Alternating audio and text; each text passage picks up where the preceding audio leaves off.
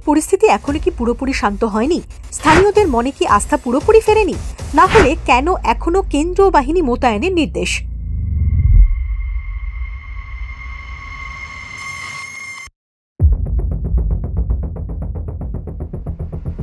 ওয়াকফ সংশোধনী আইনের প্রতিবাদ, উত্তপ্ত হয়ে ওঠে মুর্শিদাবাদ।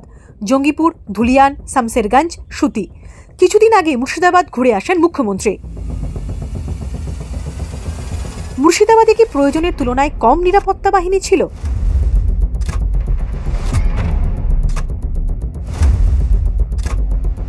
হাইকোর্টে বিচারপতি বলেন, প্রতি জেলায় পুলিশকর্মীর সংখ্যা কম, মুর্শিদাবাদেও পর্যাপ্ত পুলিশকর্মী নেই।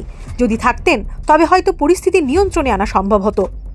উত্তরে রাজ্যের তরফের আইনজীবী কল্যাণ বন্দ্যোপাধ্যায় জানান, শুধু পশ্চিমবঙ্গে নয়, সারা দেশেই বাহিনী কম আছে। পেহেলগাঁওয়ের জঙ্গি হামলার প্রসঙ্গ টেনে কল্যাণ বলেন, পর্যাপ্ত বাহিনী থাকলে পেহেলগাঁওয়ের ঘটনা ঘটত না। মুর্শিদাবাদ নিয়ে কলকাতা হাইকোর্টের নির্দেশ, জেলা শান্ত না হওয়া পর্যন্ত মুর্শিদাবাদের সংবেদনশীল এলাকাগুলিতে কেন্দ্রীয় বাহিনী মোতায়েন থাকবে।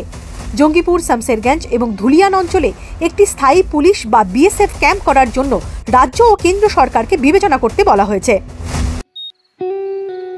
উফ, এই এসিটা চলছে না কেন? ওটার ফ্ল্যাকচুয়েশন আর তোমার মুড সেম সেম। কিন্তু যাই বলো, আমাদের জুটিটা দারুণ। একে অপরের বেটার হাফ। এবারে এই এসিটারও বেটার হাফ খোঁজা যাক। খুঁজে পেয়েছি। Wow, looks good yeah. চলো এক মধুর পার্টনারশিপ করে তুলি, তুমি, আমি আর ভিগার্ড এসি স্টেবিলাইজার্স।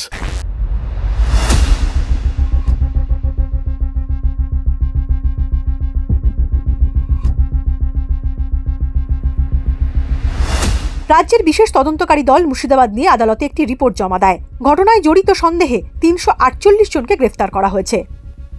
রিপোর্ট জমা করে কেন্দ্রীয় সরকার। মুর্শিদাবাদে অশান্তির তদন্তভার নিতে প্রস্তুত জাতীয় তদন্তকারী সংস্থা। আদালত নির্দেশ দিলে এনআইএ তদন্ত শুরু করতে পারে। গত 18 এপ্রিল রাজ্যের মুখ্য সচিব এবং ডিজিকে অশান্তি হতে পারে বলে সতর্ক করা হয়েছিল। রাজ্যের কমপক্ষে 15টি জায়গায় অশান্তি হতে পারে বলেও জানানো হয়েছিল। শুনানিতে দুপক্ষের কথা শোনার পর কেন্দ্রীয় বাহিনী মোতায়েনের সময়সীমা বাড়ানোর নির্দেশ দিয়েছে কলকাতা হাইকোর্ট।